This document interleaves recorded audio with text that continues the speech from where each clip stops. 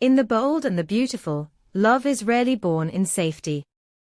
It grows instead in the shadows of fear, imbalance, and unfinished trauma, where compassion can so easily blur into obsession and rescue into ruin. This is the crucible in which Will Spencer, Electra Forrester, and Dylan find themselves entangled, drawn together not by intention, but by circumstance, vulnerability, and the dangerous illusion that kindness alone can heal what the past has broken.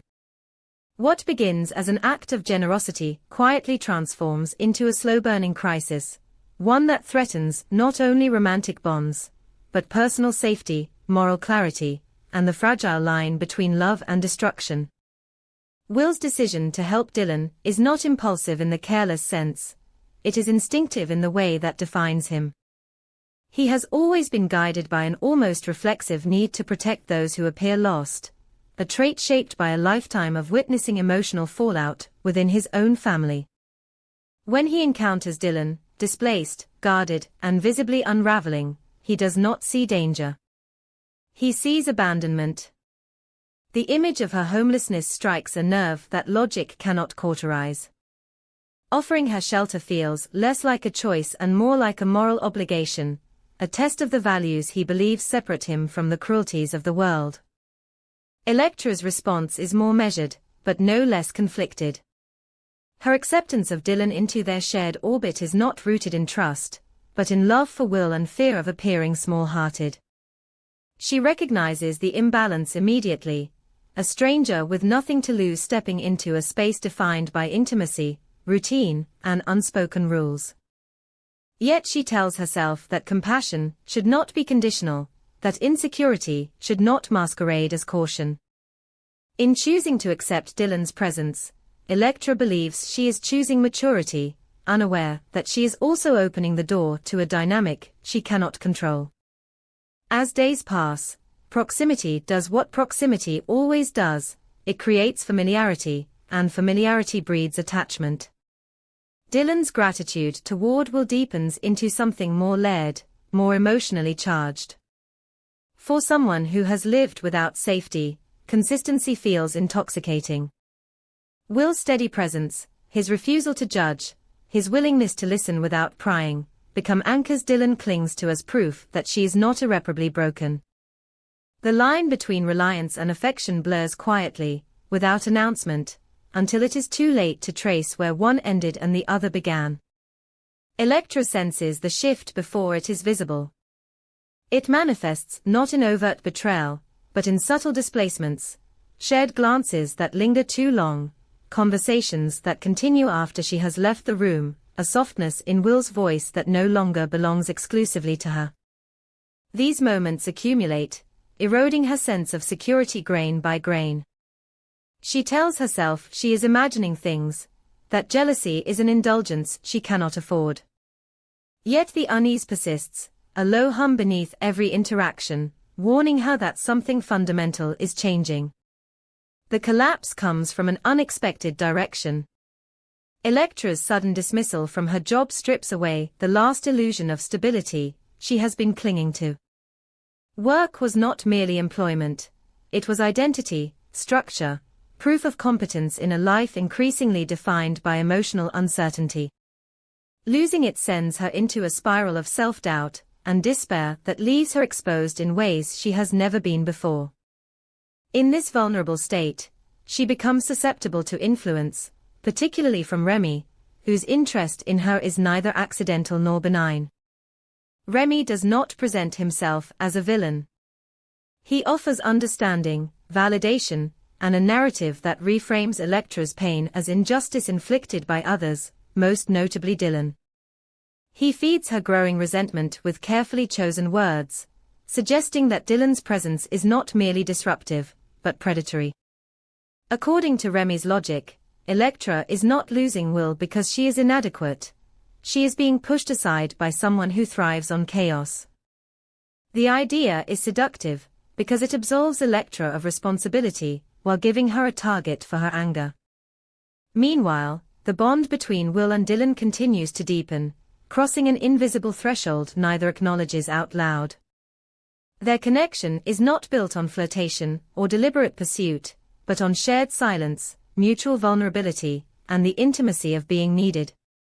When affection finally surfaces, it feels inevitable rather than chosen, a natural progression of emotional proximity rather than an act of betrayal. That inevitability is precisely what makes it so devastating. For Will, the realization that his feelings for Dylan have evolved into something undeniable triggers a moral reckoning. He did not intend to hurt Electra, did not anticipate the consequences of his compassion. Yet intention offers little comfort when reality demands accountability. He finds himself torn between loyalty to a relationship built on history and a connection that feels urgent, raw, and dangerously real. The more he tries to untangle these emotions, the more entangled he becomes. The situation darkens when fragments of Dylan's past begin to surface, whispered rumors and half-truths that hint at violence she has never fully explained. The suggestion of a murder, unresolved, ambiguous, and shrouded in secrecy, casts a long shadow over her newfound happiness.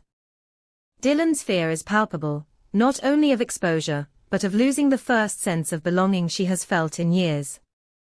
Her past, once buried beneath survival, now threatens to dismantle the fragile life she is trying to build. Remy seizes this vulnerability with calculated precision. He positions himself as Dylan's protector, even as he manipulates her fear for his own ends.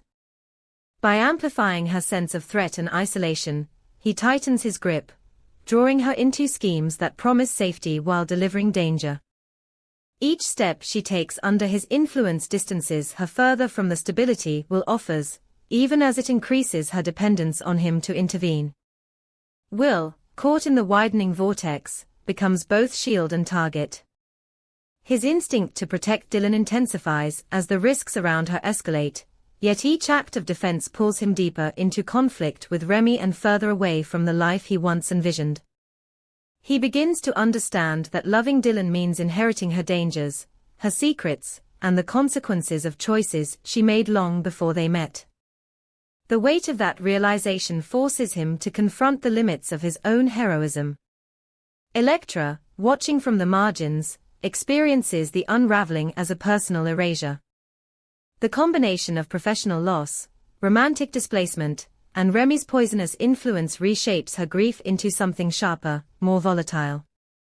Her pain is no longer passive, it seeks expression, validation, and eventually, retribution. The woman who once believed patience and understanding could preserve love now wonders if survival requires a harder edge. As truths about Dylan's past threaten to surface, Will is forced into impossible decisions. Protecting Dylan may mean lying, obstructing, or aligning himself against forces far more dangerous than he anticipated. Walking away, on the other hand, would condemn her to isolation and potentially catastrophic consequences. Love becomes a liability, courage a risk factor.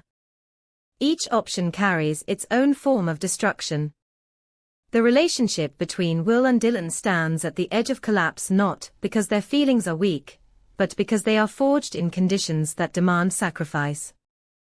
Their connection is real, but so is the danger that surrounds it. Will must decide whether love is worth the cost of constant vigilance and moral compromise, or whether true protection sometimes means letting go, even when every instinct screams otherwise. In this unfolding tragedy, no one emerges unscathed. Electra's trust is shattered, Dylan's hope is imperiled, and Will's belief in simple goodness is tested beyond recognition. The story does not offer easy villains or clean resolutions. Instead, it exposes the perilous terrain where compassion meets consequence, where saving someone can mean losing yourself. Within the world of the bold and the beautiful, this arc serves as a reminder that love born from crisis carries its own storms. Will's choice, whatever it becomes, will define not only his future, but the kind of man he is willing to be in a world where doing the right thing no longer guarantees safety. In the bold and the beautiful, tragedy never arrives all at once. It advances quietly, disguised as delay, misunderstanding, and the false belief that there will always be time to fix what is breaking. By the time Will Spencer finally understands the full scope of the danger surrounding him, the truth does not come as revelation, but as ruin, because the one person who needed protection the most, Electra Forrester, is already gone. The unraveling begins with fragments Will initially refuses to assemble. Clues surface in isolation, inconsistencies in Remy's stories, Dylan's escalating panic, Electra's growing withdrawal that no longer resembles jealousy but fear. Will senses that something is wrong, deeply wrong, yet his attention remains fatally divided.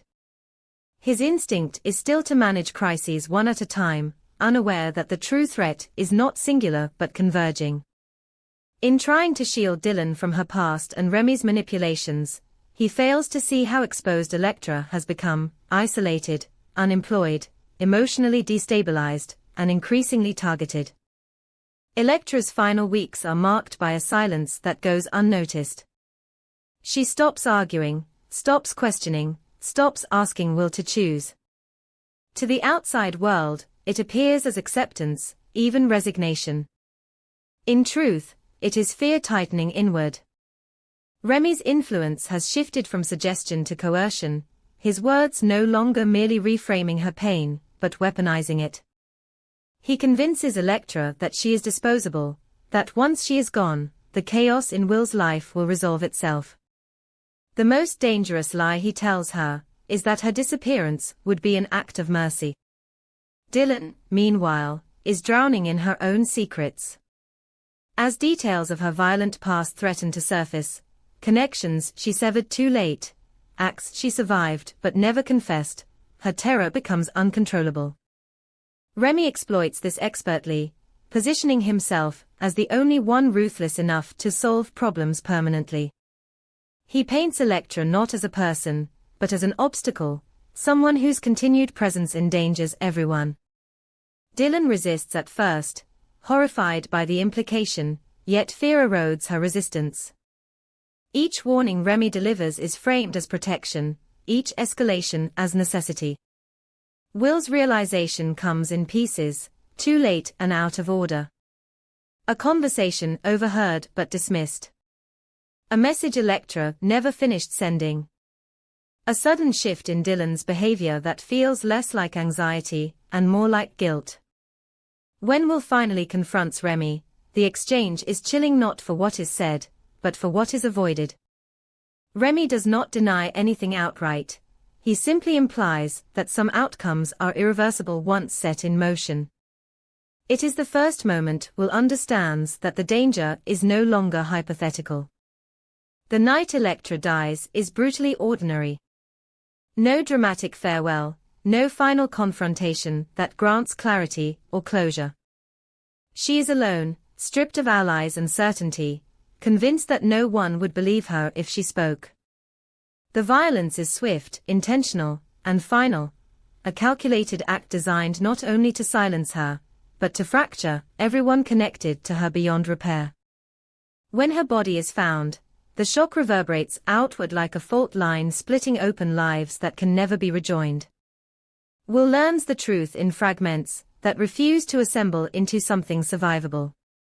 The confirmation of Electra's death does not register as grief at first. It manifests as disbelief, then denial, then an unbearable awareness of his own failure. He replays every moment he dismissed her unease, every time he chose mediation over action, compassion over vigilance. The realization that his delay created the opening for her murder becomes a weight he cannot shed.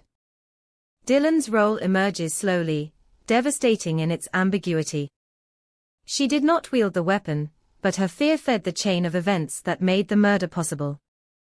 When Will confronts her, the truth spills out in broken fragments, her past, Remy's pressure, the impossible choices she believed she faced.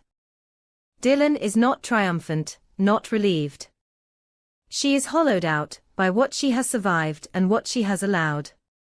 Loving Will now feels like a curse rather than salvation, because it is inseparable from the life that was destroyed to preserve it. Remy's exposure brings no relief. His arrest, his downfall, even his confession fail to restore balance. Justice feels procedural, insufficient. Electra does not return. The damage does not recede. For Will, the world fractures into a before and after that cannot be reconciled. He is no longer the man who believes that doing the right thing will always be enough. He understands now that inaction can be as lethal as cruelty, and that love without courage can become complicity. Electra's death reshapes everyone left behind. Will withdraws, burdened by survivor's guilt that no apology can absolve. Dylan, consumed by remorse and fear of exposure, becomes a living reminder of the cost of secrets left unspoken. The love that once felt redemptive is now contaminated by blood, forcing Will to confront an impossible question: can he continue to protect someone whose survival required another's destruction? In the aftermath, Electra's absence becomes the loudest presence of all. Her unfinished life haunts every decision, every silence, every attempt at moving forward. The truth Will finally uncovers offers no comfort, only the certainty that some realizations arrive not to save, but to punish. Within the bold and the beautiful, this tragedy marks a point of no return. Love has crossed into loss, compassion into consequence, and the cost of hesitation has been written in irrevocable terms. Will's future is now defined not by who he chooses to love, but by whether he can live with what his choices allowed to happen. I in the bold and the beautiful, departure is never simply a change of location. It is an admission of defeat, a surrender to grief when staying becomes more unbearable than leaving.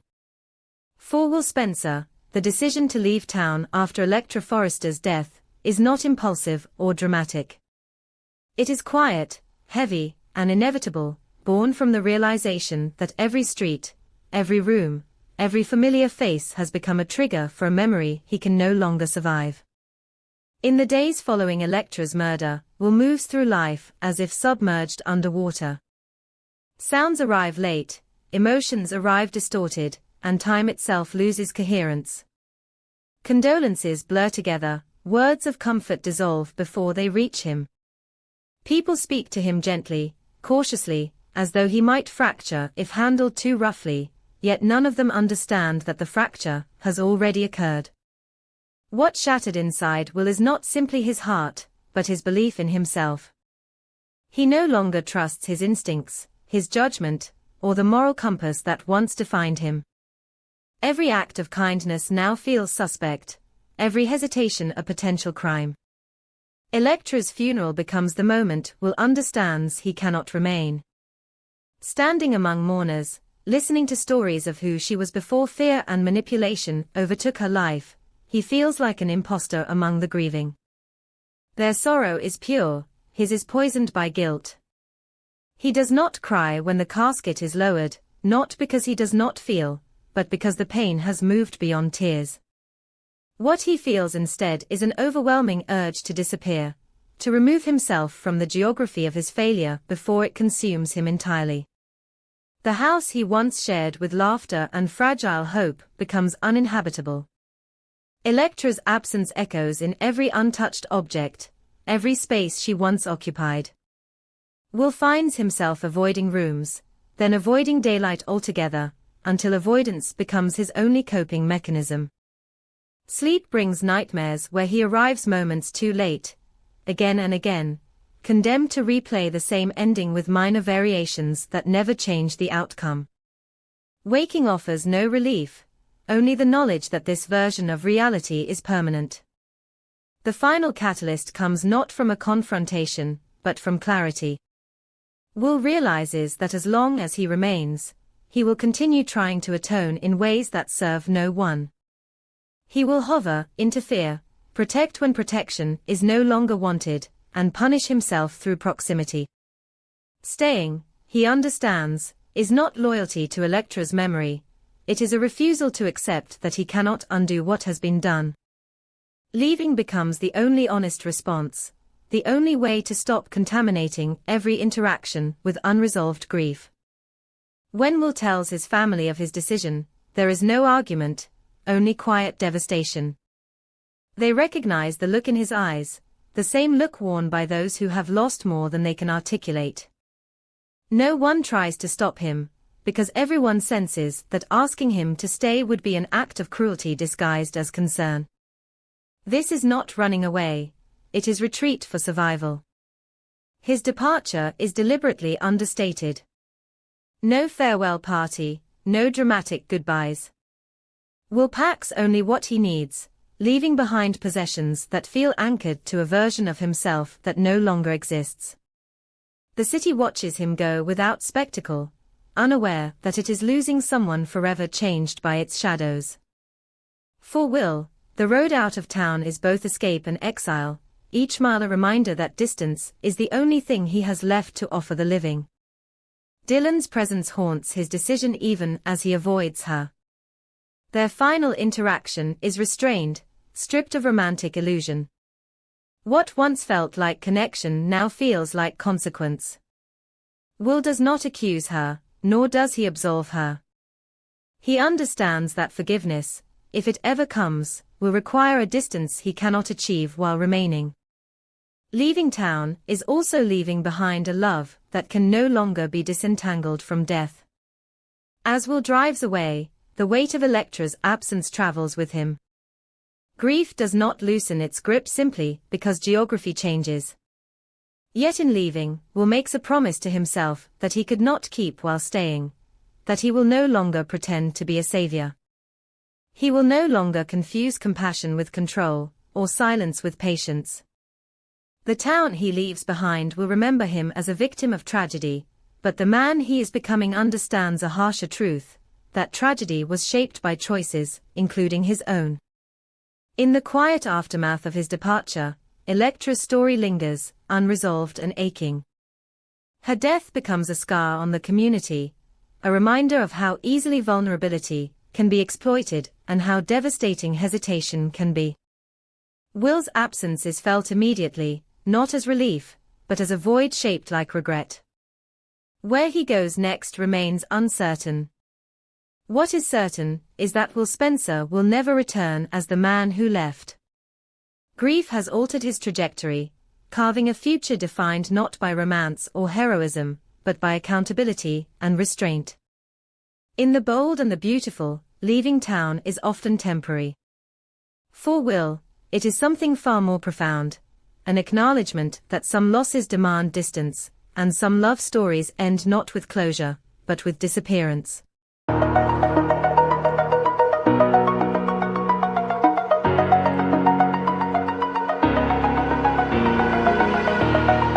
Oh,